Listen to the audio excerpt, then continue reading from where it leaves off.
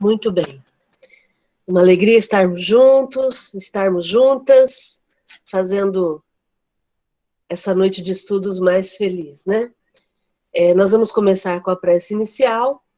Vou pedir para a Fátima. Fátima, está aí? Fátima Rodrigues, você faz a prece para a gente, por gentileza?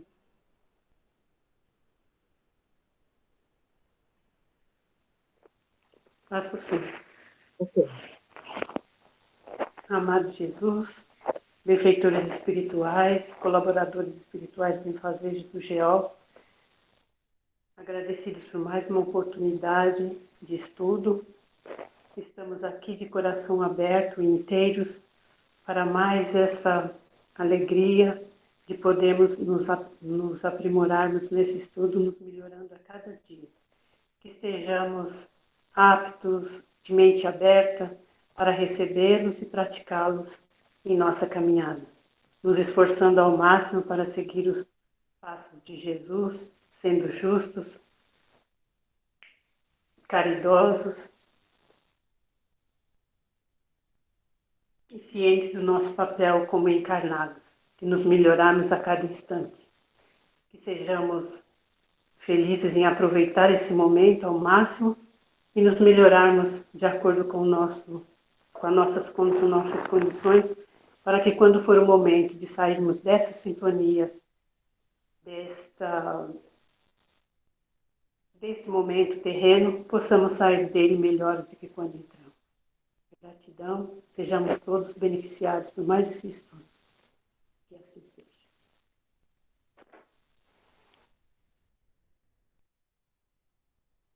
Muito bem. Nós estamos estudando o livro dos médiuns, no capítulo 26, itens 294 e seguintes hoje. Estamos falando, esse capítulo é bem interessante porque são as perguntas que se podem fazer aos espíritos. E o Kardec está estudando com a gente as mais variadas situações que a gente encontra com relação aos espíritos, né?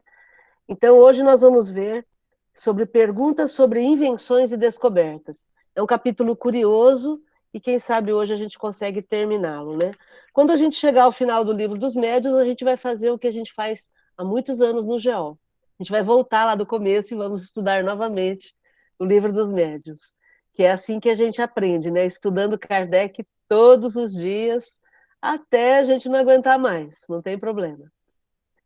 Então, hoje a gente vai ler o item 294. Eu vou pedir para alguém que esteja aí com um livro que possa ler para a gente esse item, por favor.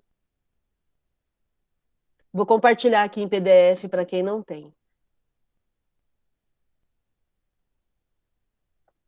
Alguém? Eu posso ler, Por Márcia. favor.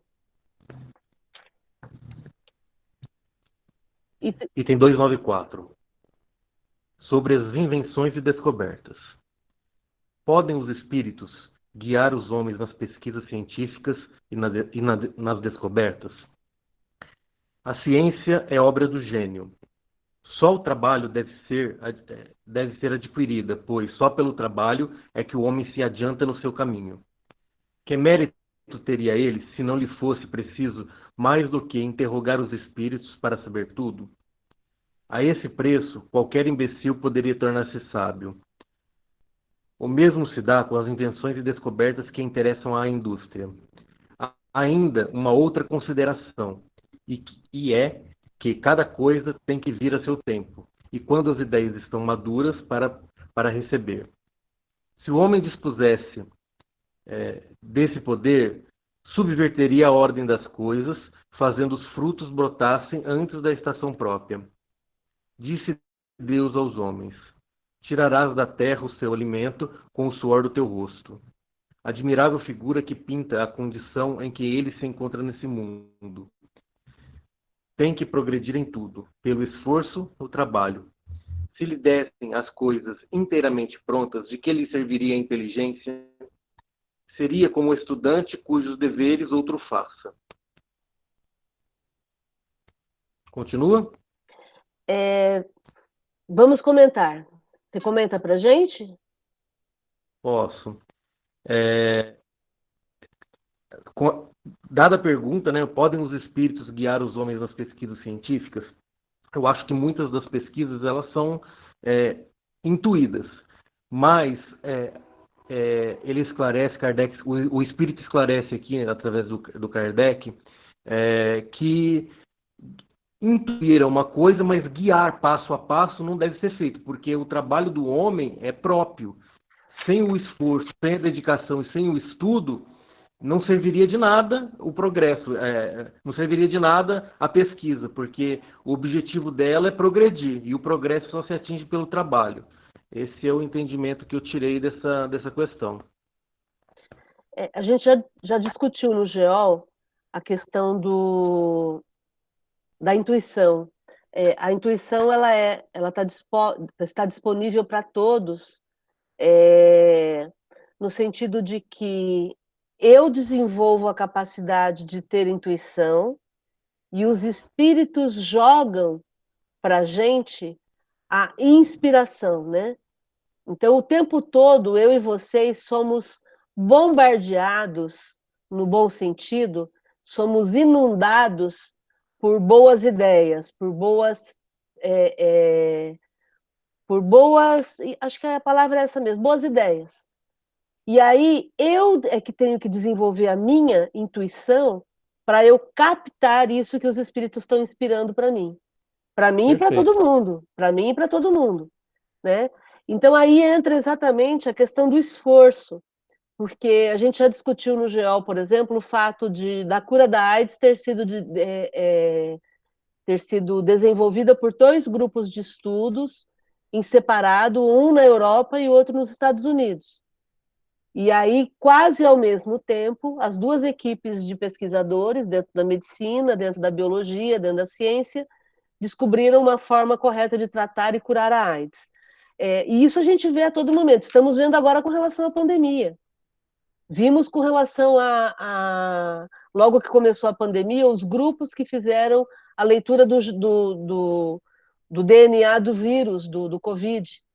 Então, são grupos atuando em diferentes lugares, no mundo inteiro, e é óbvio que esses grupos recebem inspirações do plano mais alto para cá. Porém, essas pessoas têm que estudar, ralar bastante, estarem preparadas para que elas possam captar. Porque senão, eu recebo a inspiração, mas a minha intuição estando tapada, eu não enxergo um palmo à frente do meu olho. Né? Então, isso tem que estar bastante claro. Em todos os aspectos, vamos combinar. Em É todos os verdade. aspectos é assim que acontece, né? O trabalho só aparece quando o trabalhador está pronto. Sim. E a preparação é diária e incessante, né? É verdade. Obrigado. Comentário, gente. É só abrir o microfone aí, quem quiser falar.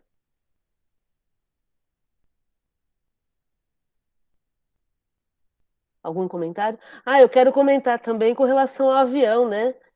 O Santos Dumont, que conseguiu fazer o primeiro avião, e os irmãos Wright, que conseguiram patentear primeiro. Né? Então, nós temos tantos exemplos, né, de situações assim, em que pessoas em lugares diferentes tiveram a mesma percepção, e assim vai acontecer. Por quê? Porque os espíritos não param, né? E todas as nossas conquistas começam primeiro no plano espiritual. Quem leu a obra de André Luiz vai se lembrar de uma vez que alguém, eu não me lembro em que obra, em que livro, se foi nos Mensageiros, que a pessoa viu um quadro no plano espiritual que ela já tinha visto aqui na Terra, quando ela era viva. E aí ela comenta isso, e aí o espírito fala que aqui na Terra é que era a réplica. O original estava lá no plano espiritual, né? Ô, Márcia, você falou do avião, né? Santos Dumont e os irmãos. O Darwin e o Wallace também, né? Estiveram mesmo. Só que Darwin escreveu o livro e patenteou, né? Exatamente. A teoria da evolução ela teve todo um desenvolvimento muito mais detalhado feito pelo Wallace, né, Rê?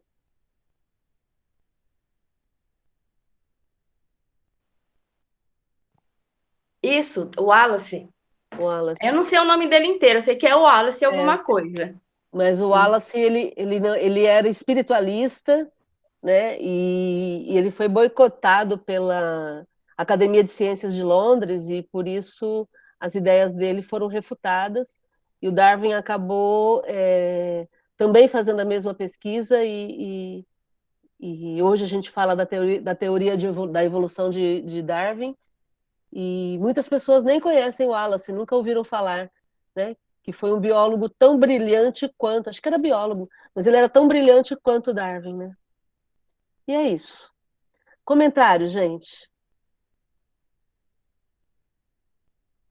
E também o mundo espiritual não vai esperar uma pessoa em específico ficar pronto, né? Igual a Kardec. Se Kardec não tivesse escrito, alguém teria escrito. É uma questão do mundo espiritual trazer aqui para a Terra. Quem vai fazer isso não importa. Muito bem lembrado, Tainá, exatamente. O progresso não espera ninguém estar preparado, né? O progresso vai acontecer de um jeito ou de outro. E a gente que corra atrás para fazer parte dessa história, né? A gente que se programe para poder vencer as nossas dificuldades e fazer o melhor. Algo mais? Senão nós vamos para frente. Vou pedir para alguém ler o 29 aí para nós.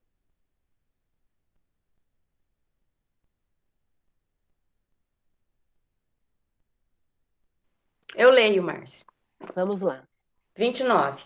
O sábio e o inventor nunca serão assistidos em suas pesquisas pelos espíritos? Ah, isso é muito diferente. Quando é chegado o tempo de uma descoberta, os espíritos encarregados de lhe dirigirem a marcha procuram um homem capaz de a levar a efeito. Eles inspiram as ideias necessárias, mas de maneira a lhe deixarem todo o mérito da obra, porquanto essas ideias preciso é que ele as elabore e ponha em execução. O mesmo se dá com todos os grandes trabalhos da inteligência humana. Os espíritos deixam cada homem a sua tarefa. Daquele que só é apto a cavar a terra, não farão depositário dos segredos de Deus. Mas sabem tirar da obscuridade aquele que seja capaz de lhe secundar os desígnios. Não deixeis, pois, que a curiosidade ou a ambição vos arrastem por um caminho que não compreende aos fins do espiritismo e que vos conduziria às mais ridículas mistificações. Bom, praticamente essa resposta aqui nós já comentamos junto com a de cima, né? Que quando é necessário, as inspirações os espíritos vão dar, principalmente quando tem algo a ser desenvolvido, eles vão inspirar sim. Aí se tem aquele que é apto a pegar a inspiração e vai, como foi o caso do Wallace e o Darwin, Santos Dumont e os irmãos lá dos aviões. Então, isso sim, eles vão auxiliar, mas não vão fazer, eles vão inspirar. Nota: o conhecimento mais aprofundado do Espiritismo acalmou a febre das descobertas que, no princípio, toda a gente imaginava poder fazer por meio dele. Houve até quem chegasse a pedir aos espíritos receitas para atingir e fazer crescer cabelo, curar os calos dos pés e etc. Conhecemos muitas pessoas que, convencidas de que assim fariam fortuna, nada conseguiram senão processos mais ou menos ridículos. O mesmo acontece quando se pretende, com a ajuda dos espíritos, penetrar os mistérios da origem das coisas. Alguns deles têm, sobre essas matérias, seus sistemas que não valem mais do que as dos homens, e aos quais é prudente não dar acolhida senão com a maior reserva. Quer dizer, se você pedir para algum espírito te ajudar numa invenção, sempre vai ter aquele brincalhão que vai querer te ajudar, mesmo sem saber. Aí você vai, que nem ele fala aqui, você vai acabar caindo no ridículo, porque vai ser coisas que não tem nada a ver. É isso que eu entendi. Sim, perfeito.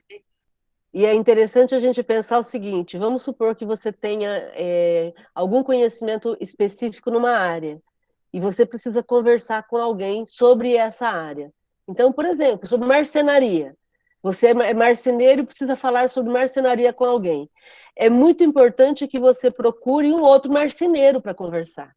Por quê? Porque você sabe do que está falando, o outro sabe do que está falando, e aí vai ser muito mais simples para que vocês possam entrar num acordo. E é exatamente esse esforço que a gente está falando aqui. Quando eu estou no esforço, eu estou me interessando pelo assunto, eu estou pesquisando sobre o assunto, estou me preparando para o assunto, e se algum espírito vir tentar me enganar, eu vou saber me defender. Por isso é tão importante a preparação e o uso da autocrítica. Não é porque um espírito me dá uma recomendação que eu vou fazer. Não é porque um espírito me diz, eu tenho uma fórmula para curar a Covid. Anota aí que agora, quer dizer, só ele, né, que tem a fórmula, o remédio para salvar, para curar o Covid. É muito importante a gente ficar atento e desenvolver a autocrítica, buscar o conhecimento, porque isso vai nos livrar da nossa boa-fé excessiva. A gente precisa parar de agir de forma ingênua e entendermos que nós necessitamos ter, sim, opinião. Necessitamos, sim, nos posicionar. Porque à medida em que a gente se posiciona, a gente deixa de ser enganado. A gente para de ser manipulado. E é muito comum também no meio espírita as pessoas pensarem que só porque vem de um espírito é uma boa informação. Não. Do mesmo jeito que nós temos na Terra pessoas mal intencionadas e que pessoas que querem ludibriar, que querem passar o outro para trás, essas pessoas, quando desencarnam, continuam sendo assim. E se eu não tiver filtros, se eu não souber me defender, eu vou ser enganado. Em todos os sentidos, sabe? Cura mágica, respostas instantâneas, atividades que vão resolver de forma imediata, isso não existe. Né? A gente sabe que não funciona assim. Tudo tem seu tempo, tudo tem que amadurecer, e esse amadurecimento vai ser muito mais rápido se eu e vocês estivermos atentos, porque aí a gente deixa de ser ingênuo, né? Ok? Comentários, questionamentos, discordâncias.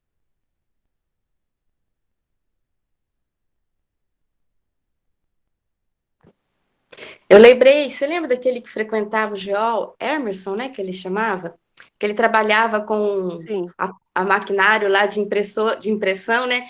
Que ele sim. sempre consertava, mas às vezes tinha um defeito que ele não dava conta, ele sempre pedia ajuda e ele conseguia pela intuição, os espíritos só falavam no ouvido dele e ele dava conta de consertar.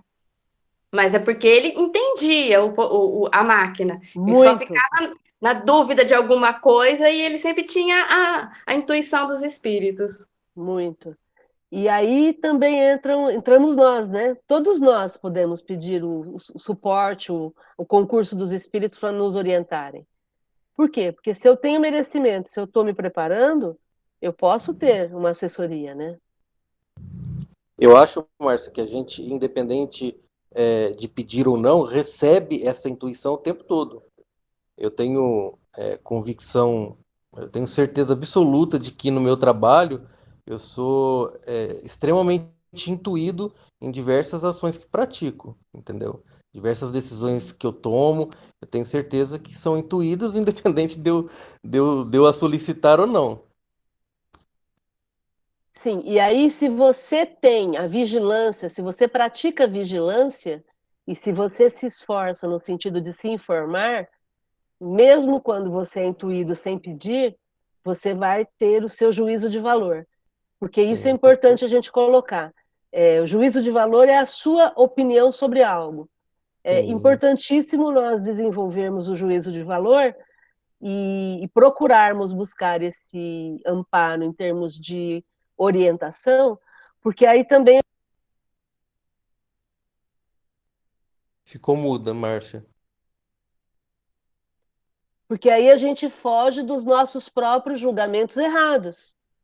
Sim, Porque eu posso até ter o conhecimento, mas tomar uma decisão equivocada, fazer uma escolha infeliz. sim. Então, e muitas vezes eu vou ser assessorada nos meus julgamentos infelizes, nas minhas escolhas infelizes. Porque do mesmo jeito que tem o time que está te apoiando, você também, eu também, nós temos o time que está torcendo contra, está querendo que eu me dê mal. Entende? Então, quantas vezes eu fiz escolhas equivocadas na minha vida? Falei, eu vou fazer tal coisa porque é por aí. E não era. Eu estou cheia de boa intenção, eu vou fazer tal coisa porque vai dar certo. E não deu. Não deu certo.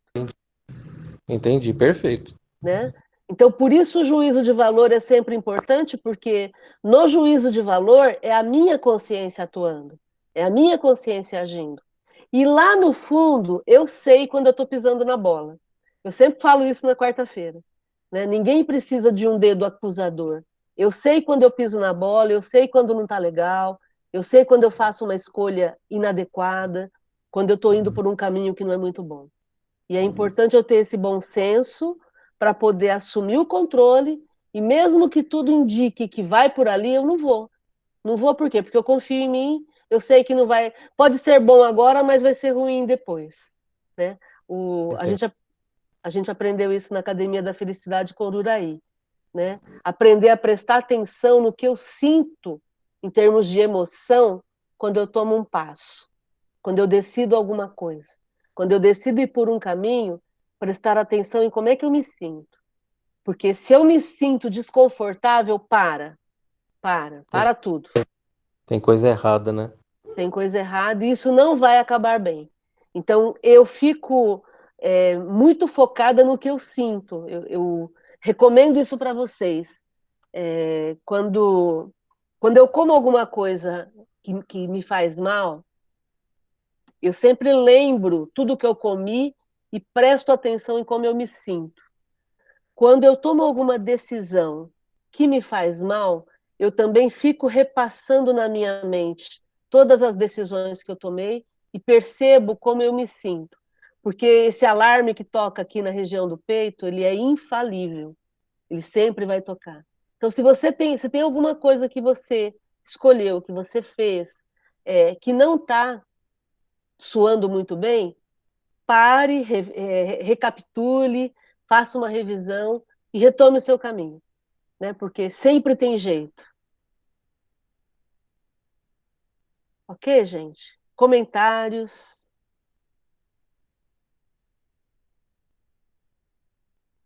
É isso que você está falando, Márcio. É aquele desenho do pica-pau que tem um anjinho do lado e um diabinho do outro, né? E, e eles ficam conversando e você não sabe para que lado vai. Cada um fica tentando te convencer de um jeito, né?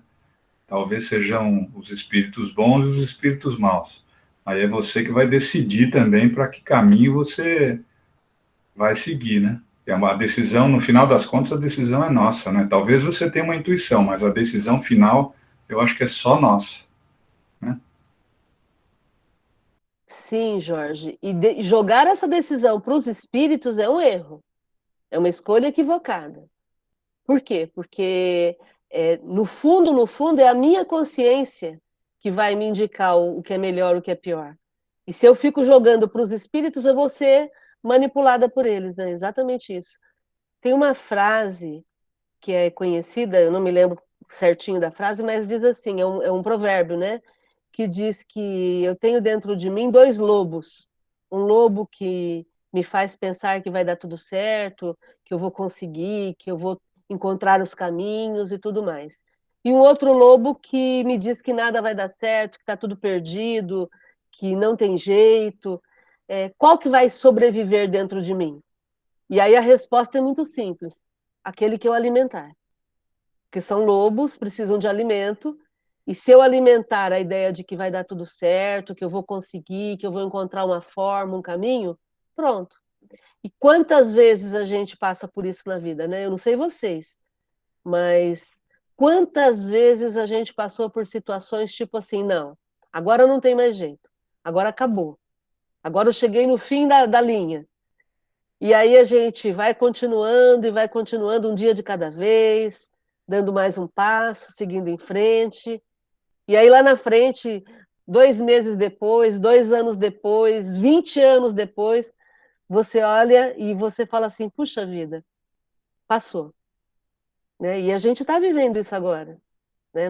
É claro que ninguém nunca viveu uma pandemia como a gente está vivendo, mas desafios para quem tem mais do que 15 anos aqui no grupo, eu acho que alguns aqui têm mais do que 15 anos. Estou olhando aqui. Todos nós já passamos por desafios intransponíveis, né? Desafios que mediram a nossa força interior. E aí, quando a gente está diante desse desafio, qual é o caminho? Respirar fundo, soltar bem devagar e dar mais um passo. E aí, um passo de cada vez, a gente vai encontrando uma solução. Sempre com a certeza de que nunca estamos sozinhos e sempre com a certeza de que nós sabemos o que é melhor para a gente. Então, esse capítulo de perguntar para os espíritos mexe muito com o que eu acredito, sabe? Porque é aquela coisa de desenvolver em cada um de nós a nossa capacidade. Nós já temos a capacidade. O que a gente não tem ainda é o desenvolvimento da nossa capacidade. É o uso adequado da nossa capacidade. Então fica aí o convite. Algum outro comentário?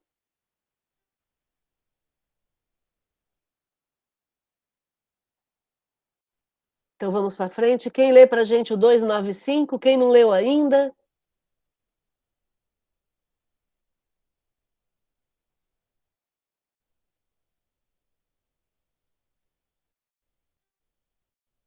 Vamos lá, pessoal? Eu posso ler. Por favor, Tainá.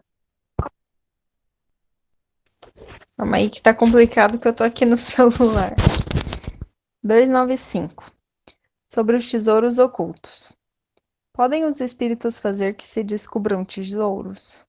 Os espíritos superiores não se ocupam com essas coisas, mas os zombeteiros frequentemente indicam tesouros que não existem, ou se comprazem em apontá-los num lugar quando se acham em lugar oposto. Isso tem a sua utilidade para mostrar que a verdadeira riqueza está no trabalho. Se a providência destina tesouros ocultos a alguém, esse os achará naturalmente, de outra forma, não. Então, mais uma vez a questão da utilidade e os espíritos superiores, eles não estão ligando para o material, né? A não ser que seja uma questão da pessoa merece e que eles sabem que vai destinar aquele recurso material para algo muito maior do que ter o tesouro, né? E talvez essa também seja a origem de tantas lendas e nosso fascínio por mapas e achar riquezas perdidas, riquezas profundas, esse tipo de coisa. Mas, no geral, é igual a música, deixa acontecer naturalmente, mas trabalhe para que aconteça, não espere. Muito bom, Tainá. Esse conceito da utilidade é muito legal, né? Porque a gente começa a perceber o verdadeiro interesse da pessoa. É, quando o espírito responde que tem a ver com o trabalho, faz todo sentido, porque a lei do menor esforço, ela é um indicador de preguiça. A gente sabe disso. Ah, eu quero tudo quero mais com o menor esforço, né? Isso é preguiça. O que existe é o conceito de trabalho e utilidade. Então, se eu me mantenho trabalhando, se eu me mantenho focada, produtiva, gerando prosperidade para mim e no meio em que eu estou, a gente vai lá no Evangelho no Evangelho segundo o Espiritismo, no item que fala sobre a verdadeira propriedade. Isso fez toda a diferença no meu entendimento sobre verdadeira propriedade. Porque quando é que eu adquiro a verdadeira propriedade? Quando eu coloco o meu esforço, o meu trabalho. Não adianta. Eu até usei esse exemplo uma vez e uma pessoa até não ficou muito feliz com esse comentário que eu fiz. Mas é porque isso para mim está tão claro. Né? Por exemplo, eu fazer alguma atividade ilegal para poder tirar vantagem, que às vezes é até legal, né? Nós temos advogados aqui no grupo, tem coisas que são até legais pela lei, mas não são morais. Né? Então, eu sempre uso esse exemplo, que imagina eu entrar num leilão, eu usei esse exemplo, a pessoa não gostou, mas eu entro num leilão para comprar um imóvel que foi tirado de alguém. Isso é legal, isso existe. Mas é moral? Imagina eu morando num imóvel que eu sei que foi retirado de alguém que não teve condições de pagar. Então, onde é que está o problema? Está nas nossas leis. Por quê? Porque ninguém deveria ser obrigado a abrir mão de algo dessa forma, de forma forçada. Eu não sei se eu estou sendo clara, mas eu quero entrar nesse conceito da verdadeira propriedade. Então, por exemplo, eu vou pedir para os espíritos me informarem onde que está um tesouro, onde que está naufragado um navio de um pirata de 1400. Percebe? Aquilo é meu? Não, não é meu. Aquilo está em águas internacionais, não é de ninguém, é de quem encontra. Ok, isso é uma questão, tá? Agora, eu passar a perna em outras pessoas, eu ludibriar outras pessoas, eu usar da lei para tirar vantagem sobre alguma coisa, é buscar problema. Ah, mas é legal, a lei permite. Sim, a lei permite. Só que tem um monte de coisas que a lei permite que a gente sabe que é imoral. Então, é esse o conceito que a gente precisa trazer para a gente poder parar de querer tirar vantagem. Parar de querer fazer porque todo mundo faz. Porque senão a gente não progride. A gente fica brigando pelo mesmo que a gente estava brigando há 500 anos atrás. Há 500 anos atrás, quando a gente vivia na Europa, a gente brigava pelas mesmas coisas que a gente briga hoje, gente. Nós estamos num outro momento, num outro mundo, com uma doutrina maravilhosa, libertadora. Se eu não me libertar desses conceitos antigos, eu não vou progredir. Faz sentido isso? Alguém tinha aberto o microfone? Foi eu, Márcio. Você tem razão em Oi. você tem razão em relação à lei.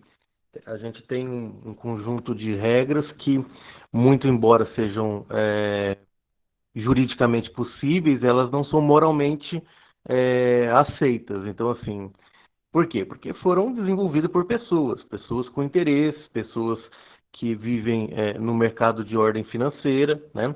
E que desenvolvem a legislação segundo seus próprios arbítrios, né? A gente tem um congresso voltado a isso. Mas em relação, por exemplo, à propriedade adquirida, por exemplo, de um leilão, usando do mesmo conceito, se a pessoa perdeu aquela propriedade, talvez ela não tenha empreendido esforços suficientes para tê-la, né? Fica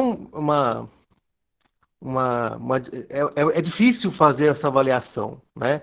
Porque se ela perdeu, realmente porque ela não pagou por ele, né? E a propriedade só se adquire com esforço. Então, só uma consideração a respeito dessa argumentação. Então, e o que a gente estava argumentando com relação a isso é que se não houvesse quem comprasse, não seria implementado enquanto venda, né? É exatamente essa questão. Se a gente modificar as nossas leis no sentido de facilitar para quem não está tendo condições de pagar e para a pessoa continuar merecedora daquele bem e ela adequar a situação da vida dela de uma outra forma para poder continuar merecendo aquele bem, a gente começa a implementar outras possibilidades. Que aí a gente vai entrar na questão do conceito de justiça, de amor, de caridade, e aí sendo uma sociedade mais igualitária, né? Eu me lembro que até eu comentava sobre isso com a pessoa que não gostou, e aí ela falou assim, ela comentou comigo, né? É uma pessoa que tem muitos imóveis, ela tem 50 imóveis, na época tinha 50 imóveis de aluguel, e aí ela comentou, né? Mas para mim isso é tão normal, é assim que é. Eu falei assim, então, e as coisas mudam. Né? Lembram quando a gente tinha pessoas que viviam da renda de aluguel de telefones?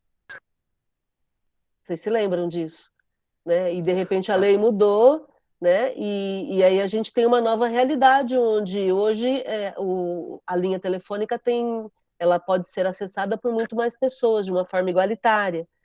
Então, eu não quero transformar o nosso código de legislação, por favor. Eu só quero provocar o pensar para que cada um de nós aqui do grupo estabeleça o conceito de justiça, para a gente poder desenvolver isso e ficarmos bem emocionalmente, com a nossa consciência, e principalmente evitarmos de nos comprometer emocionalmente com situações que eram dispensáveis. Eu entendi. Mas assim, justiça não seria, por exemplo, a pessoa ter uma propriedade pela qual ela trabalhou?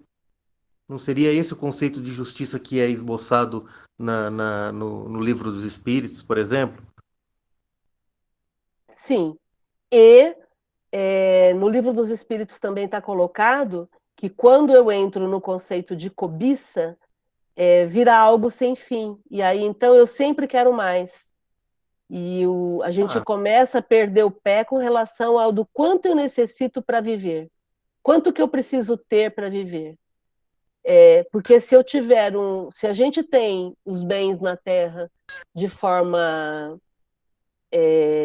finitos, os bens materiais da Terra são finitos. Se todos os bens são finitos e eu começo a trabalhar de forma mais igualitária, o que vai acontecer é que todo mundo vai poder ter um pouco, em vez de alguns terem muito. Como acontece hoje, por exemplo, na questão financeira. Eu sei que vocês sabem disso, mas eu não me lembro certinho quantos são, mas me parece que são 8 famílias que mandam em todo o dinheiro mundial. O Ururaí está aí, talvez ele vá se lembrar quantas famílias são. Então, são 8 ou 12 famílias que são donas de todo o dinheiro circulante do mundo. Que Entende? coisa, né? Pois é. Os Rothschild são um deles, né? A família Rothschild. E aí, se a gente vai ver na história, são as famílias que desde sempre mandam em tudo, na área do aço, na área de todo tipo de construção. Então, quer dizer, se a gente quer viver num mundo mais igualitário, a gente precisa diminuir a cobiça. A cobiça no sentido de ganância, né? No sentido de querer cada vez mais, passando por cima de todo mundo. Mas isso não é um progresso. Desculpa. Eu posso ter ambição. Ambição é bom. Eu quero melhorar. Ninguém aqui está querendo ganhar menos em julho do que ganhou em junho. Então, ambição é bom. Mas cobiça, ganância, vai... O Alexandre está aberto o microfone. Perdão, desculpa. Mas cobiça, ganância, vai buscar a minha pior parte. Porque na cobiça e na ganância, eu quero que os outros se danem. Eu quero que os outros se deem mal. O importante é eu tirar vantagem. Na cobiça, na ganância, eu passo por cima de todo mundo, passo por cima dos valores, passo por cima do meu aspecto espiritual. E quantas pessoas perdem a existência por passarem por cima da questão espiritual? Por olharem só a questão material. Nós estamos aqui para aprender a lidar com a matéria, buscando o suficiente para a gente poder viver e ser feliz e provocando à nossa volta a prosperidade, o conceito de bem-estar de todo mundo. Eu não posso dormir tranquila se tem alguém que não está dormindo tranquilo. Eu não posso ficar em paz se tem alguém sofrendo. Ah, mas eu não vou resolver o problema do mundo inteiro. Não vou. Mas eu posso resolver o problema daqueles que eu tenho acesso. Eu posso resolver o problema daqueles que eu sei que precisam da minha ajuda. Aí a gente começa a trabalhar com o conceito de igualdade, de fraternidade, de solidariedade. E aí a gente não vai ficar querendo a qualquer preço, passando por cima de tudo, para poder buscar riqueza material. Até porque caixão de defuntos não tem bolso, né? Infelizmente. Fica aí fica a dica. Márcia. Oi. Esse tema aí, ele é decisivo para a gente ganhar a existência, né? Porque todos nós vamos morrer e exatamente no momento que nós morrermos, o que vai contar é a nossa mentalidade, o quanto que a nossa mentalidade está vinculada ao materialismo ou ao espiritualismo, né? E essa mentalidade a gente treina todo dia aqui, ela não se improvisa. Não é no momento assim, morri, bom, agora então deixa eu mudar minha mente, deixa eu focar nos valores espirituais. Não, ela é, ela é treinada, capacitada, desenvolvida exatamente aqui na Terra. E aí houve uma grande distorção, né? Porque nós somos seres espirituais, mas boa parte desses seres estão vinculados com uma mentalidade materialista, às vezes até com rótulos religiosos, mas com mentalidade materialista. E aí vem todo aquele sistema que a gente sempre estuda na academia, os 9 sistemas, onde o sistema econômico, político, religioso, etc., etc., estimula muito mais o ter, o acumular, o competir, né, do que o ser, o se desenvolver, o progredir espiritualmente. E isso não significa que não é importante ter. É importante ter. Necessitamos ter, com certeza. Por favor. Com certeza. E que todos tenham o mínimo, né? Para uma vida digna, com certeza. Né? A segurança financeira. E aí tem a questão 717 de O Livro dos Espíritos, que eu sempre uso para conversar, né, com algumas pessoas, e ela é muito pesada, né? Ela é muito pesada. Por isso que ela é evitada, né? Por isso que no movimento espírita, inclusive, não se fala de justiça, igual você está falando. Se fala de amor, né? Amar, amar, amar, só que com a 10ª lei natural, Kardec aprendeu com os espíritos que só existe amor quando existe justiça. E aí ele vai destrinchar esse assunto na visão de acordo com os espíritos. Lembrando que entre dezenas de espíritos que participaram desse conselho, né, dos espíritos sábios e felizes, a gente tem Sócrates, a gente tem Platão, né, Platão que escreveu o livro A República, né, quer dizer que desde aquela época já tinha uma mentalidade espiritualizada. A questão do 717, eu vou ler e vou encerrar. Kardec vai a fundo porque ele está discutindo sobre o necessário e supérfluo. Quer dizer, se a gente pensar isso que você estava falando de casas, tem muito mais casas, tem muito mais imóveis vazios do que gente sem casa. Né? Então ele tem que refletir. Na questão, Kardec pergunta: que se há de pensar dos que assambarcam os bens da terra para se proporcionarem o supérfluo com prejuízo daqueles a quem falta o necessário? Eu costumo exagerar e brincar o seguinte: uma pessoa, né, por favor, apenas um exemplo, né, para a gente aprender, que eu acho que a gente quer ganhar a existência, já que todos nós vamos morrer. Uma pessoa que está aí brindando com uma champanhe caríssima, né, sendo que os funcionários, vamos supor que é uma empresa que tem 150 funcionários, estou dando aqui um exemplo bom, sendo que 150 funcionários ganham ali o mínimo, passam privações, muitas vezes do necessário. E os espíritos são diretos, retos, sem rodeios. Olvidam, né? Olvidam, quer dizer, esquecem a lei de Deus. E terão que responder pelas privações que houverem causado aos outros. Quer dizer, não justifica nada, né? Se o supérfluo de se a pessoa vive num supérfluo que provocou a ausência do necessário, às vezes, de alguma pessoa, ela vai responder por isso. Não tem conversa. Mas, e conforme estava sendo conversado, aí, que as leis humanas, né, aceitem. Depois até Kardec lá para frente ele vai discutir sobre a questão das leis humanas e as leis divinas, a diferença. Só que espiritualmente vai perder inteligência feia, né? E ainda ele diz, nada tem de absoluto limite entre o necessário e o supérfluo.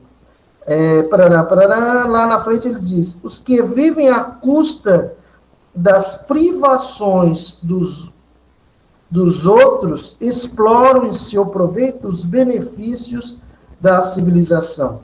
Quer dizer, os que vivem à custa das privações dos outros. Então, se uma champanhe Chandon, eu estou brincando aqui, né? Mas, enfim, se uma pessoa vive aí num supérfluo, imagina uma pessoa muito exagerada, ela tem uma empresa, sendo que os seus funcionários passam privações, para o mundo é um vencedor, para o mundo, nossa, olha lá, é a tal da vida boa, né? Que não é a vida boa capitalista, porque Platão discute a vida boa, mas com base em valores éticos, né? E então a pessoa vai ter que responder por isso. Então é aquilo que você estava dizendo aí, a gente tem que olhar para dentro da gente com crueldade e depressa, porque para desenvolver essa mentalidade espiritualista antes de morrer, né? É só isso, só. Obrigado. Muito bom, Duraí. E aí, voltando àquilo que a gente estava comentando com relação a isso que você está falando aí, o fato de que a gente precisa rever as leis, né? A gente precisa rever o que é legal e o que é moral, porque nós vemos muitas distorções realmente, né? E Lídia, pode falar. Sim. Outra coisa também que eu me lembrei agora também é sobre os receptadores de objetos roubados. É o seguinte, que existem muitos ladrões no mundo porque tem os receptadores que vão dar vazão aos objetos roubados. Então, se não tivessem os receptadores, não teria as pessoas que roubavam, porque eles não iam ter para quem vender. Então, essa também é uma prática também muito errada também, que as pessoas deviam se conscientizar um pouco mais, né? Porque nessa parte aí, enquanto tiver quem desolva esses objetos roubados, vai ter ladrões, não vai acabar isso aí. Se não tivesse os receptadores mal intencionados, não teria tantos ladrões, porque eles não tinham para quem roubar, para quem vender, passar para frente, né? Essa é uma coisa que eu pego demais também. Certo? Perfeito, Lídia, perfeito. Aí a gente entra naquela questão que as pessoas a gente pode digitar no microfone aí, Lídia.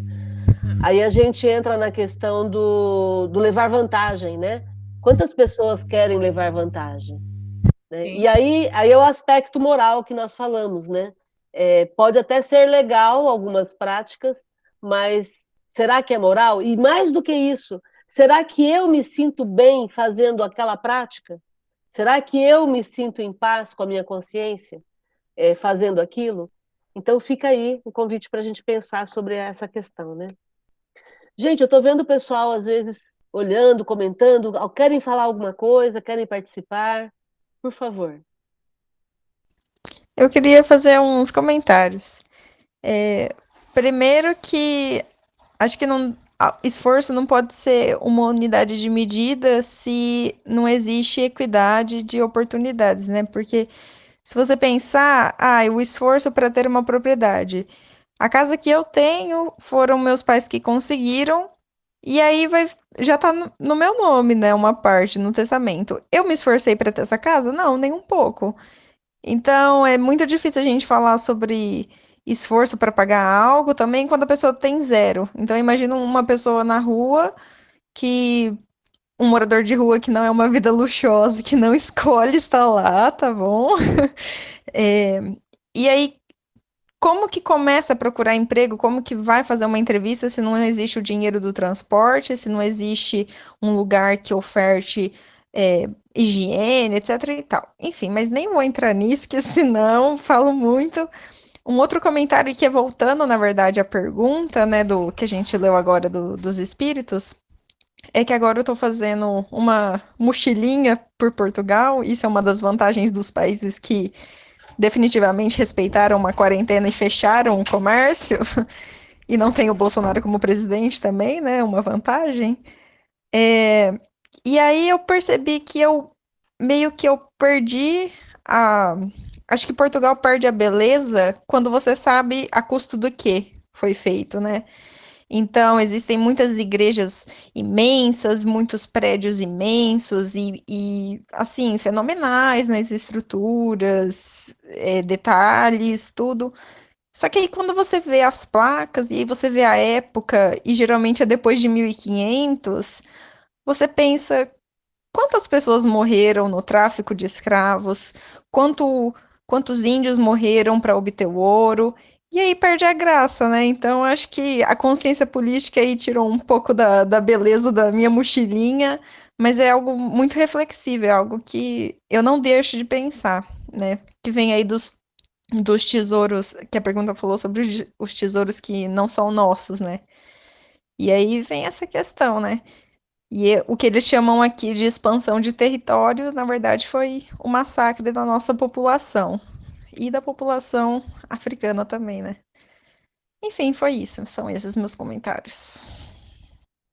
Tainá, muito bom. Nossa, meu Deus, como é bom ter consciência desde sempre, né, Tainá?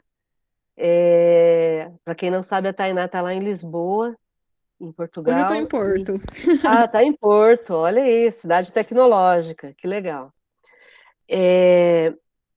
E aí vamos pensar assim, essa questão, essa primeira questão que você trouxe com relação à propriedade, ao fato de receber dos pais e tudo mais, né?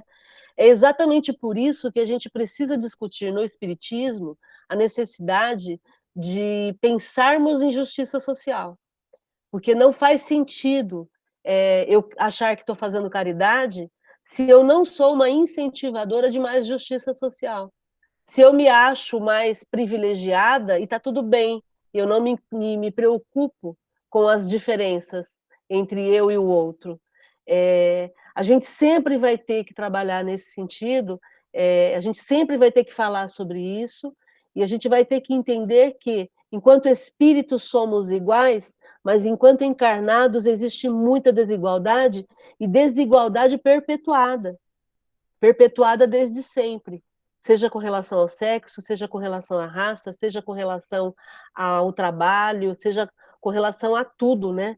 Então, a gente tem que falar disso sim. Ah, mas espiritismo não entra em política. Não, viver é um ato político. Viver é um ato político. Quando você está vivo e está convivendo com as pessoas na sua casa, ou no seu condomínio, ou na rua, ou no trabalho, você está defendendo o que você pensa, você está falando o que você sente. E isso já é política. Nós somos seres sociáveis, somos seres gregários e seres sociáveis. Gregários porque vivemos em comunidade, precisamos do outro, e sociáveis porque nós interagimos com o outro. Não dá para interagir se a gente não olhar com um olhar igualitário. Quando eu olho de cima, me achando superior, já perdi. E aí, vou entrando na segunda parte do teu questionamento, Tainá. Quando eu olho de cima, achando que aquilo que está lá pode ser meu, e eu vou lá e pego, pronto, perdi, né? Perdi. Né? Quem é que disse que os portugueses tinham direito, né? Que eles podiam chegar e conquistar? Como assim descobrir o Brasil? Como assim descobrir? Já tinha sido descoberto pelos índios, pelos povos originários, né? E quem disse que a gente, enquanto branco, tem direito de ir lá e tomar posse sobre a vida do outro? Não existe isso. É óbvio que não existe. Por que não existe? Porque é uma condição que eu coloquei, então não faz sentido. Eu não sou dona do pedaço, né? Então, a gente está aqui para questionar isso tudo mesmo. E o Espiritismo traz para a gente essa lucidez, esse entendimento de que ninguém é dono do outro, nós somos donos de nós mesmos. E olha lá, hein? Somos donos de nós mesmos e olha lá. Somos donos da nossa consciência e olha lá. Muito bom, gente. Comentários. Márcia, eu queria. É a Tayane. Oi, Tayane. Eu queria comentar também um pouquinho disso que você falou e a Tainá também falou, seria a gente estar sempre refletindo de até onde é essa minha posição de privilégio, o que eu estou fazendo com ela para poder estar incluindo o outro que não teve a mesma oportunidade, né? Seja nessa condição de auxiliar para que tenha um trabalho ou um alimento, tenha oportunidades também, seja elas de uma oportunidade mínima até uma oportunidade bem grande.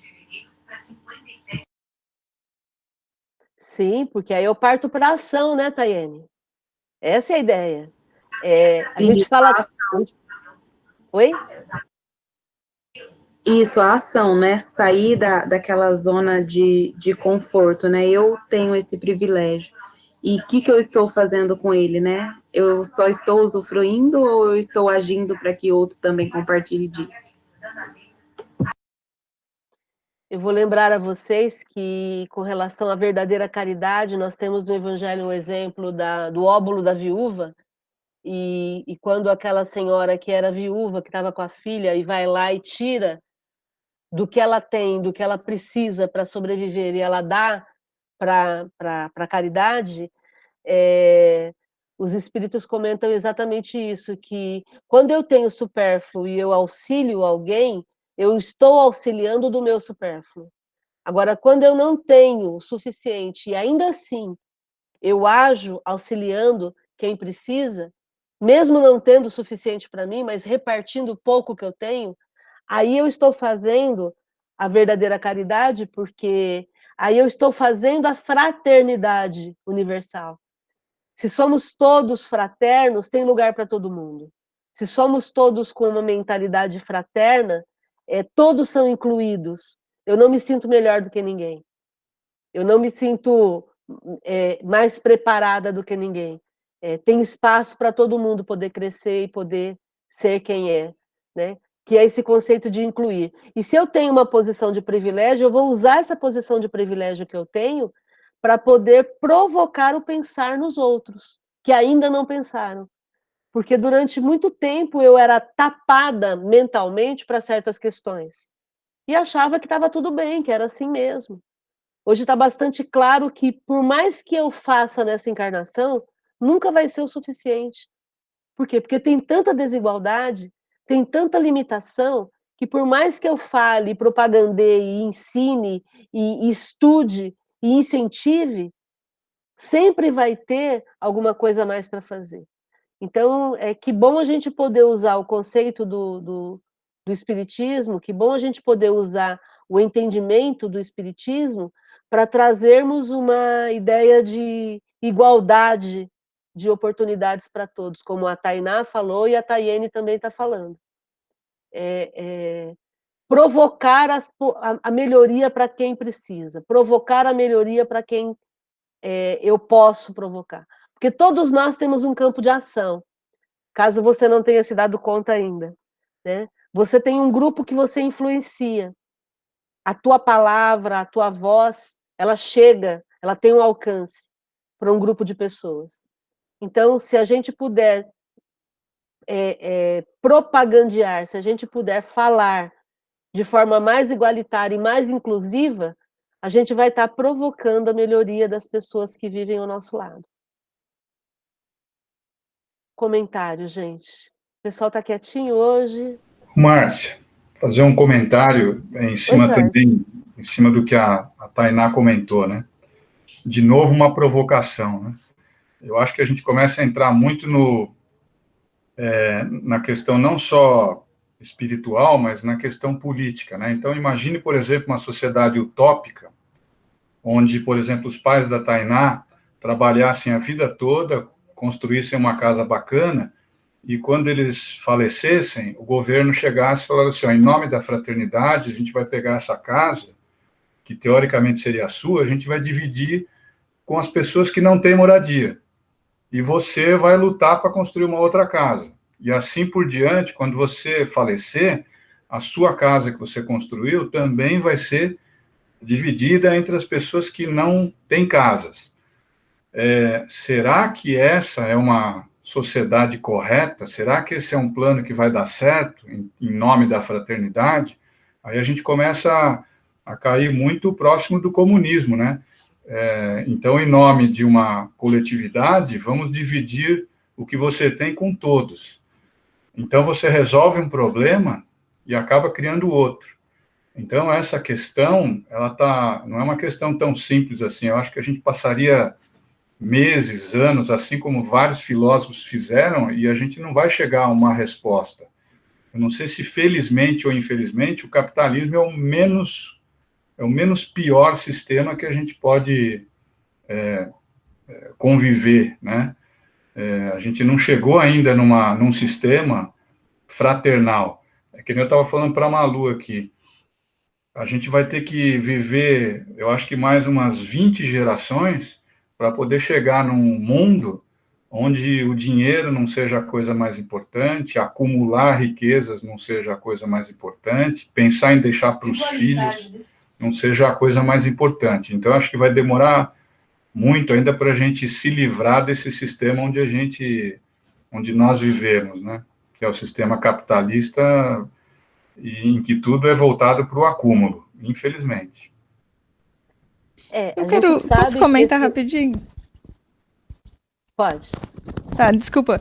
É só um detalhe aqui, logicamente, pela sua sociedade utópica que você falou, é porque, como eu sou de exatas, a gente vê todas as situações. Se pegam a minha casa e dividem entre os sem casa, então eu seria uma sem casa, então eu teria minha casa também. Mas, enfim, é só uma questão sobre isso. E ainda não se teve uma sociedade que não fosse capitalista no mundo. Então não tem como a gente falar que foi o sistema menos pior também sobre isso. Eu também não estudei sobre comunismo para falar sobre, mas posso te garantir que não é tirar de alguém, todos trabalham. Quando a gente é o dono dos meios de produção, significam que todos trabalharam por aquilo que tenham, e é garantir igualdade do mínimo para sobreviver, e não significa que todo mundo vai ser igual, mas também não quero falar muito sobre, porque eu não estudei sobre o assunto. Não, Tainá, também concordo com você. Eu só fiz esse comentário baseado naquilo que já existiu. União Soviética, Cuba, Venezuela, são exemplos que a gente teve. O Stalin, em nome do comunismo, matou quase 60 milhões de pessoas.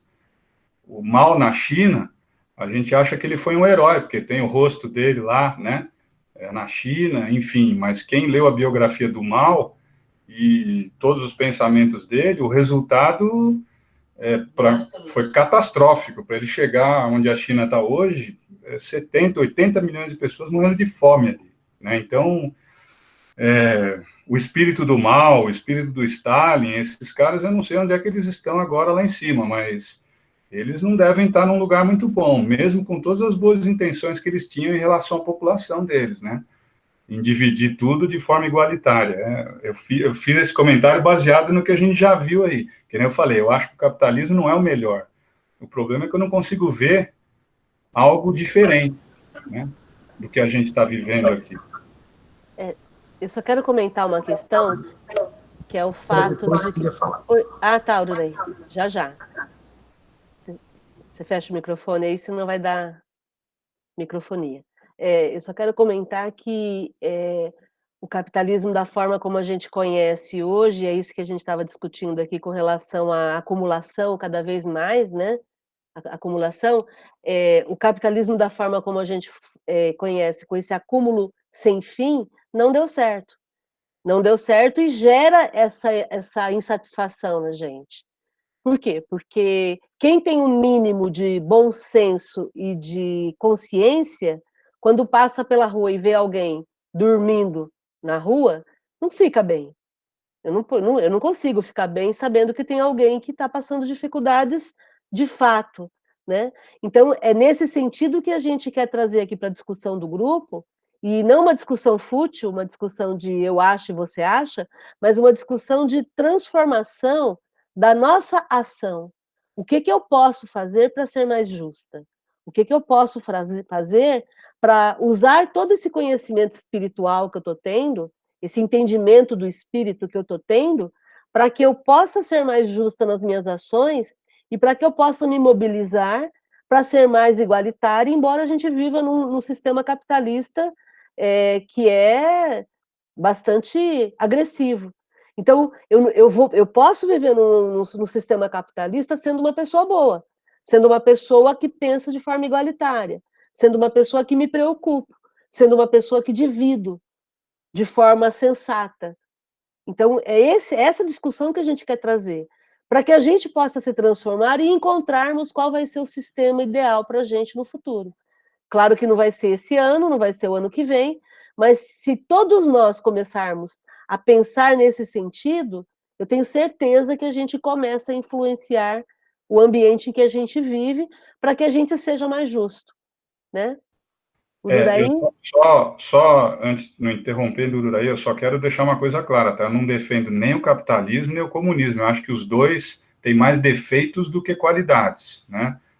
É óbvio, a gente sai na rua, a gente vê isso, né? Hoje eu fui na Murchide Once ali, eu parei no semáforo e vi um cara que mora dentro de um córrego ali, né? Então a gente fica parado no semáforo olhando aquele cara como se fosse a coisa mais normal do mundo. Ele está morando dentro de um córrego. E aí você fala, o sistema capitalista funcionou? É óbvio que não. Se aquele cara está morando ali, é porque tem alguma coisa muito errada com a gente, né? Com o sistema que a gente está vivendo. Por isso que eu não defendo nenhum nem outro, tá? Nossa, que maravilha, hein? Só o GEOL que tem esse tipo de debate. Eu estou aqui empolgado. Jorge, exatamente isso, né? A Tainá, olha que maravilha. Então, rapidinho, vamos lá. A questão da mentalidade. Veja a mentalidade que a Tainá já tem. Ela não tem mentalidade de acúmulo de propriedade, né? Isso aí já não faz parte mais, eu sei que muitos aqui também têm isso, não faz parte mais da mentalidade dela, ficaria muito mal com isso, né? Então, o primeiro propósito que a gente deve ter é mudar a nossa mentalidade de materialismo para espiritualismo e buscar a justiça social. Por quê? Buscar essa mentalidade, buscar a mudança, primeiro mudando essa mentalidade, se indignando, isso aí que o Jorge falou, quer dizer, eu não posso olhar para uma pessoa que está morando ali no córrego e achar que isso é normal, né? Então aí a gente já começa a fazer a nossa transformação pessoal, mudando essa mentalidade. Num segundo ponto, o que é melhor? É o capitalismo? É o comunismo? É o que o Jorge falou, o capitalismo faliu. E o comunismo, muitas vezes, virou uma ditadura. Agora, o que será que tem? Será que existe entre aspas, um socialismo possível? Se a gente for lá nos países nórdicos, eles chamam de socialismo nórdico, né? Socialismo nórdico, entre aspas. Por quê? Porque na Dinamarca, exemplo, vamos pegar a Dinamarca, tem tudo para todos. Lá não tem nem miserável, nem bilionário. Quer dizer, existe uma classe média, uns têm um pouquinho mais do que outros, mas eles têm uma consciência coletiva. Eu acho que é isso que falta a gente criar, não é nem rotular de um jeito ou rotular de outro. E olha, eu vou pôr um áudio aqui de 30 segundos do ministro da Economia, do Paulo Guedes. Esse áudio está rolando aí na internet. E quando eu vi isso, eu falei, até escrevi para uma pessoa, né? Eu brinquei dizendo para ela assim, eu desconfiava que eu era socialista, eu brinquei, né?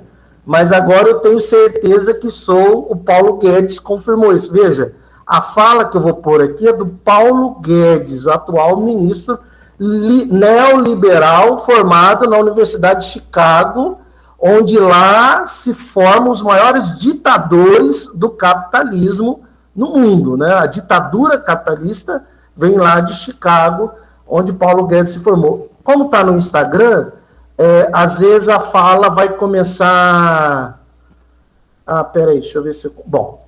Leva 5 minutos, porque ter um bom coração, querer ajudar os outros, isso está nas grandes religiões. Vocês estão ouvindo? Isso está na solidariedade, na fraternidade. Olha o que ele diz. Você se torna um liberal ao longo de muitas décadas. Fazer um socialista leva 5 minutos. Porque ter um bom coração, querer ajudar os outros, isso está nas grandes religiões, isso está na solidariedade, na fraternidade. Nós nascemos assim. Você se torna um liberal ao longo de muitas décadas. Fazer um socialista leva 5 minutos. Porque ter um bom coração, querer ajudar os outros, isso está nas grandes religiões, isso está na solidariedade, na fraternidade. Nós nascemos assim. Vocês ouviram? Gente, quem falou isso foi o nosso ministro da Economia. Então, para encerrar, recomendo o livro Socialismo e Espiritismo, do Leon Denis. É uma reflexão sobre isso.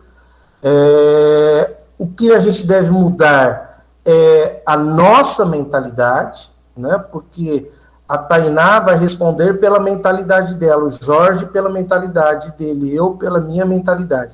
Só essa reflexão que a gente provocou aqui, que a Márcia provocou, né? A gente já começa a repensar. E ao repensar, a gente vai mudando algumas coisas da lei, buscando cada vez mais a justiça humana, ficar cada vez mais próximo da justiça espiritual. O que é certo, o que é errado, Jorge? Vamos buscando juntos. A gente só não pode fechar a mente. Vamos buscando juntos, igual nós estamos fazendo aqui. Que, aliás, eu queria... Bom, então é isso. Muito bom, Ruraí. E é legal a gente trazer isso para o debate, porque aí a gente vai entrar na questão do que é legal e do que é moral. Tem muita coisa que é legal, mas não é moral. E aí a gente vai prestar sempre atenção em como é que a gente se sente com relação àquilo que a gente está vivenciando, né? Márcia, só faltou um ponto. Eu não tenho fortuna, não sei o que seria fortuna, mas não leia, se você tem fortuna, não leia a mensagem do Evangelho segundo o Espiritismo, emprego da fortuna. Porque você vai perder o sono e aí você vai entrar numa crise existencial. Essa mensagem está no Evangelho segundo o Espiritismo. O título dela é Emprego da Fortuna. Eu não sei se essa palavra hoje poderia ser atualizada assim, milionário, né? Talvez, né? Uma pessoa milionária. Então, tudo é para a gente refletir e começar a desenvolver uma mentalidade. Por quê, gente? Porque a gente quer ganhar a existência, nós vamos morrer daqui a pouco, e aí a minha opinião não vai contar nada, a opinião da Márcia não conta nada, do Fernando, da Tainá, do Jorge. O que vai contar é a verdade, né? A lei divina, etc, etc. Pronto. Márcia, posso mostrar um negócio aqui rapidinho? Claro, Fernando, pode falar. Dá para ver esse livro aqui, né? Filosofia Social Espírita. Do Ney Lobo. Se alguém já teve a oportunidade de ler, eu recomendo, porque vai tirar esse monte de dúvida que às vezes fica na cabeça da gente com relação a isso que nós estamos discutindo aqui. É um livro, para mim não foi fácil de lê-lo, porque ele é bem complexo, mas dá para a gente entender a essência do que é o espiritismo, a filosofia espírita, e como que ela funciona dentro de uma sociedade mais igual, né? Então, muda totalmente a vertente nossa. Muito bom. Gente, que estudo, hein? E a gente achou que a gente ia só perguntar se pode perguntar para os espíritos ou não. Mas foi uma noite de muita discussão e é muito legal quando a gente usa todo o conhecimento espírita, levando também para o lado filosófico, para que a gente possa ganhar essa existência, fazendo escolhas mais felizes, trabalhando e lutando para que todos possam ter as mesmas possibilidades, um dia de cada vez. Estou muito orgulhosa desse grupo, muito feliz por vocês, viu? Márcia. Oi, Fábio. Boa noite, tudo bem? Eu não acompanhei muito, estão me ouvindo? Pode falar, sim, estamos ouvindo. Eu não acompanhei muito, mas peguei o final. Mas eu estou entrando aqui, eu já sei que está prestes a terminar, e eu não quero falar de capitalismo, de socialismo, de comunismo.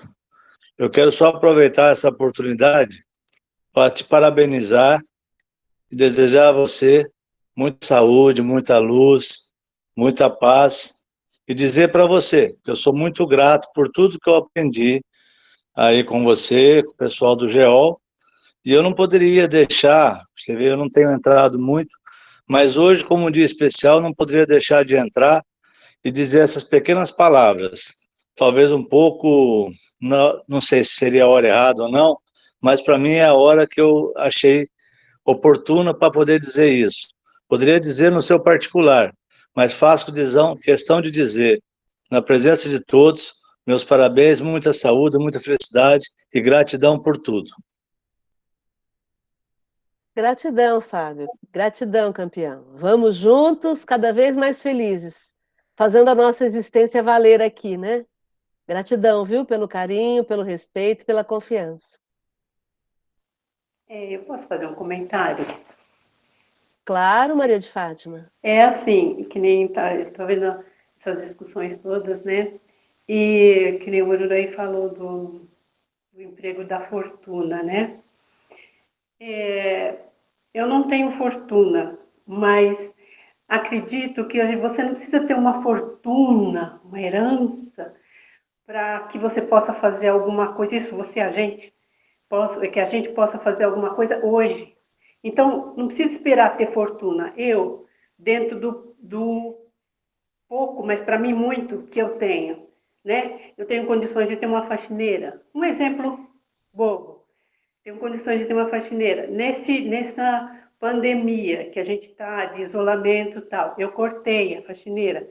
Só que eu não estou falando isso para me engrandecer, não é nada disso. É o que a gente pode fazer hoje, né? Dentro do que eu tenho, né? De todos esses comentários de desigualdade.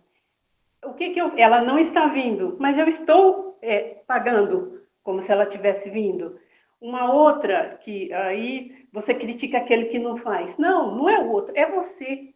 Então, o que eu posso fazer dentro do pouco, porém muito, em relação a tanta desigualdade, eu posso fazer hoje. Então, você não precisa ter a gente não precisa ter uma grande fortuna. Dentro das pequeninas coisas, podemos fazer grandes coisas. Não estou, pelo amor, não é questão de engrandecer. É o ver o pequeno, não precisa você ficar, ou é capitalismo, ou sabe, é o hoje, é cada um dentro do seu próprio mérito, dentro das suas condições, ver o que se pode fazer, porque não precisa você ter a pessoa ter uma grande fortuna para fazer o básico, o mínimo que você pode fazer. Então, olhemos para nós, na nossa situação, o que eu posso fazer para colaborar para que essa desigualdade não seja tão grande, ou o mínimo, um grãozinho de areia. Aí tem, não sei direito, um ditado que fala, ninguém é tão rico que não tenha... não sei, acho que você deve saber isso aí, você pode falar melhor que eu, que não precise de algo, e ninguém é tão pobre que não tenha nada para dar. Então, é esse meu recado que eu queria falar. E no final das contas, é tudo entre você e sua consciência, né? É exatamente isso. Muito bom, gente. Gratidão pelo estudo de hoje. Mais alguém quer comentar mais alguma coisa? Senão a gente vai fazer a prece final. Eu queria só fazer um comentário que essa fala da Fátima me fez lembrar de uma frase também muito conhecida do Mário Sérgio Cortella, que ele diz que para a gente fazer o melhor na condição que a gente tem, enquanto você não tem condições melhores para fazer melhor ainda. Aí eu me lembrei dessa frase. Muito legal, Tayene. É isso aí. Todos nós podemos fazer a diferença, né? Nós só precisamos colocar a ação para funcionar dentro daquilo que a gente já está podendo fazer, né? Muito bom, gente. Nós vamos fazer a prece final. Oi, Uraí. Então, isso aí, quer dizer, isso aí que a Fátima disse, e a Tainá, né, é a mentalidade. Quer dizer, vai chegar um dia que a gente nem vai precisar de leis, né? Não vai precisar de uma lei para que a pessoa seja justa. A mentalidade dela, e cabe a cada um de nós fazer a sua parte, Lógico que não só na sua transformação pessoal, mas buscando também a transformação coletiva. E fazer essa parte de forma espontânea, né? É, isso, né? Igual o exemplo que a Fátima deu, quer dizer, não precisa ter uma lei, né? Quando existe a mentalidade, não precisa da lei, a própria pessoa faz espontaneamente. E para encerrar, eu queria também, parafraseando aí o Fábio, agradecer, parabenizar você, hoje é o seu... Hoje é o seu aniversário e você, eu vou usar um termo aqui com licença dos espíritos, você é foda, porque faz aí mais ou menos uns 40 anos, né, que a gente se conhece, né? E você só progride espiritualmente, com tantas situações que a gente já passou, como família, como casal, né? Primeiro como namorados, depois como casal, depois como filhos, e com 22 anos, e você com 19 anos, a gente fundou o GEOL, porque fomos expulsos de um centro espírita. Nós fomos expulsos de um centro espírita aqui em Rio Preto, cujo dirigente existe até hoje. Estou falando isso na boa, porque que ótimo que ele nos expulsou, né? Porque a gente resolveu fazer, a gente questionava, de repente tinha 150 pessoas na mocidade, e isso incomodou muito o ego desse irmão dirigente, e ele acabou expulsando eu, você e mais um, né? Na ata do centro, né? E aí a gente começou uma trajetória, né? Uma trajetória, e mal sabíamos nós, porque na época a gente ficou se perguntando, imagina eu com 22, não, aliás, a gente foi expulso um ano antes de fundar, né? 2 anos, não me lembro, 1 a 2 anos, eu com 20 anos, você com 17 anos, né? Imagina, 20 anos, 17, e a gente entendendo, mas será que o errado somos nós, né? Mas a gente resolveu persistir. Ele pediu para a gente fundar um centro e a gente foi fundar, né? Pois é, né?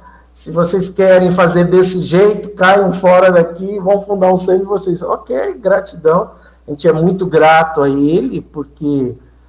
Bom, enfim, e aí surgiu o GEOL, né? Fundamos dia 19 de julho de 82, quer dizer, daqui a pouco o GEOL vai estar comemorando 38 anos. Nesses 38 anos, muita coisa já aconteceu no GEOL, né? Muita coisa, porque as pessoas são pessoas, e muita coisa de pessoas que às vezes fizeram coisas que não deveriam terem realizado, e você persistiu, e a gente foi junto, acompanhando muitas lágrimas e muitas alegrias, né? Muitas alegrias.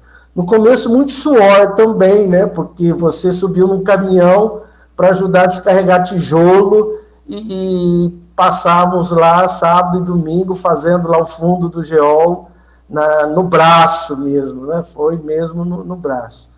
E onde... Carregamos também um caminhão de filtros, né? Para poder distribuir lá na Zona Norte, você lembra? Olha aí, ó, tá vendo? Olha a busca de entre aspas, uma justiça social, né? Pela mentalidade. A gente passou... Gente, vocês acreditam? A gente comprou um caminhão de filtros de Jaboticabal. Peraí, gente, não é metáfora, não. É um caminhão mesmo. O caminhão foi lotado. A gente foi onde foi? Jaboticabal, né? E vieram 2 fileiras desses filtros de cerâmica. Por quê? Porque a gente começou a visitar lá o Jardim Marajó, que na época era o extremo, assim, da periferia. Isso em 1983, 84... E a gente ficou muito chocado, né? Eles bebiam água em lata, né? a maioria tinha lata, aquelas latas de tinta grande, né, de galão, e ali ficava a água com a canequinha do lado, e aquilo foi que nos chocou, assim, de imediato, né, 23 anos, a Márcia com 20, e aí eu não sei, hoje eu não lembro os detalhes, mas a indignação foi tão alta, tão grande, pela injustiça, porque dói, né, você chega em casa... Toda vez que eu bebo minha aguinha gelada lá daqueles filtros que fica ali na parede, eu lembro disso, como, né, você pegar uma água gelada, 24 horas disponível, e milhões de irmãos nossos brasileiros não têm isso. E a gente foi lá, compramos, e olha, que festa que foi, que festa! A gente entregando em cada barraco, né, porque eram barracos, um filtro para a água sair filtrada e fresquinha, não era geladinha. E depois a alegria deles, né, Márcia? Você se lembra? Né, das crianças, inclusive, né, que para eles tudo aquilo era uma novidade. Enfim, nossa, quanta coisa aconteceu. E estamos aqui no ano 20 do século 21, né, com todos os desafios. Lógico que a nossa mentalidade ampliou muito, porque depois ainda a gente inventou a loucura do Lar Espírita Campo da Paz, né, Márcio? A gente foi lá no prefeito, como é que era mesmo o nome dele? Esqueci. Manuel Antunes, isso em 1984, 85, por aí. E a gente fazia o trabalho no Marajó, que era lá no final, e falou, nós queremos um terreno. E ele falou, um terreno porque nós vamos fazer isso. É loucos, né? O sonho. Aí ele falou, tem uma área no Jardim Planalto de 7.500 metros quadrados. Olha isso, gente. Construímos, a Vera avançando aí ou não? Não, né? Não tem ninguém, sobrou a filha, né? Sobrou a Tainá. Porque na época os pais da Tainá, o avô da Tainá, a gente nos auxiliou nesse sentido. Construímos o Lar Espírita Campo da Paz, 300 metros de construção, só que chegou uma hora que as pessoas que nos auxiliavam foram desistindo, e aí a gente não tinha mais como continuar. Resultado, hoje lá no Jardim Planalto, funciona o projeto Caritas, Projeto Cidadão, né? E ao lado do Cidade Norte. E que hoje a prefeitura utiliza o prédio e serve a comunidade ali de acordo com todo o projeto que a gente tem, que a gente construiu na época.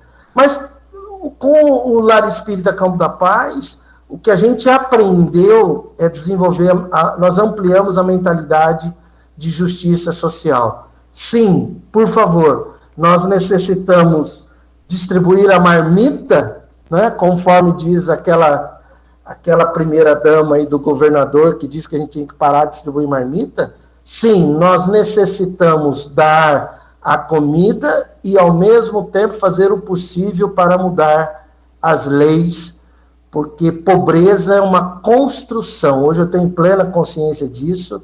Pobreza é uma construção da sociedade. Nós temos total condição de revertermos isso. Mas é o seu aniversário. Gratidão, Márcia, gratidão. Você nunca desistiu, você sempre persistiu. Está aí o GEOL, milhares, ou centenas, ou milhares de pessoas foram influenciadas pelo GEOL e serão ainda muito influenciadas pelo GEOL. O GEOL hoje é considerado assim, meio fora da curva, né? Alguns centros, inclusive, nem gostam quando a gente vai fazer palestra, quando se tinha palestra, né? Porque é isso aqui que a gente questionava, a gente falava de Jesus.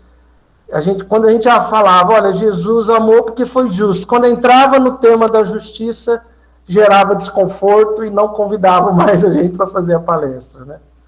Márcia, gratidão.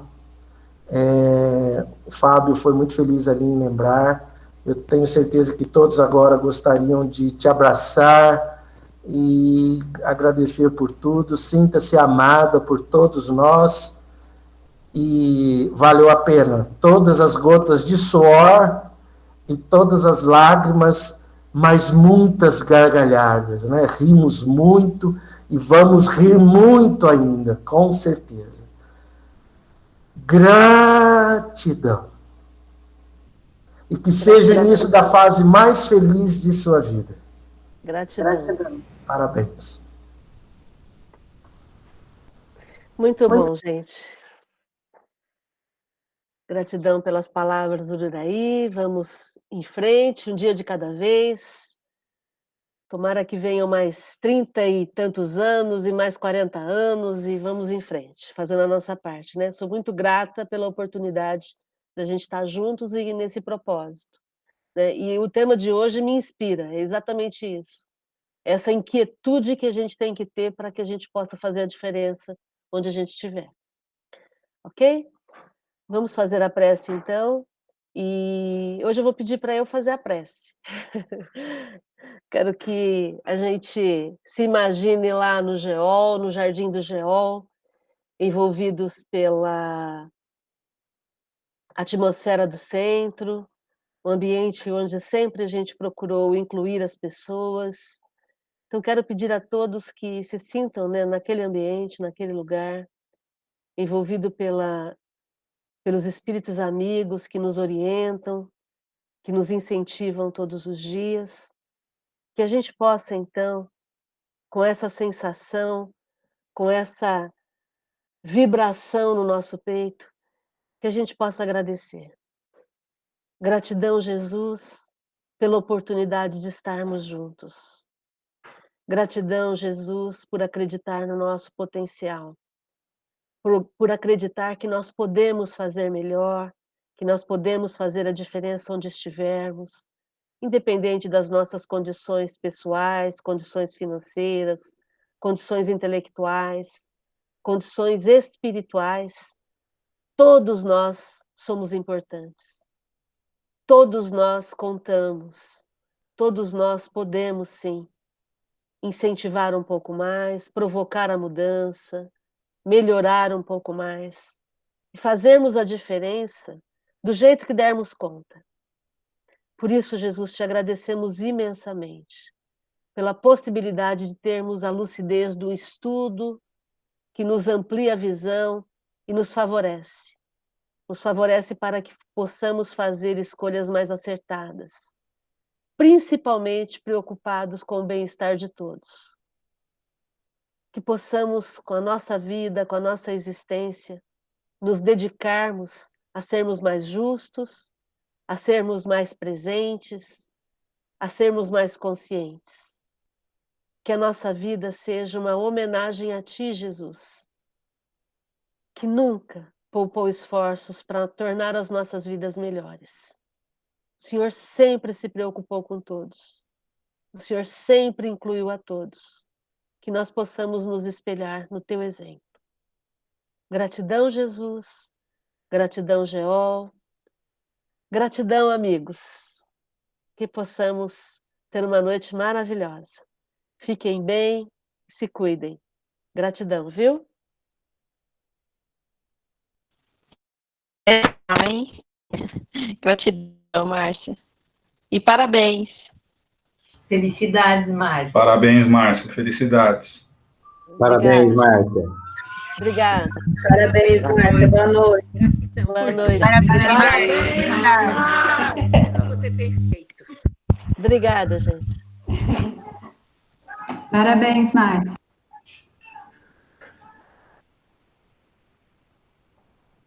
Gratidão, gente. Parabéns, Márcia. Parabéns, minha irmã. Felicidades. Obrigada.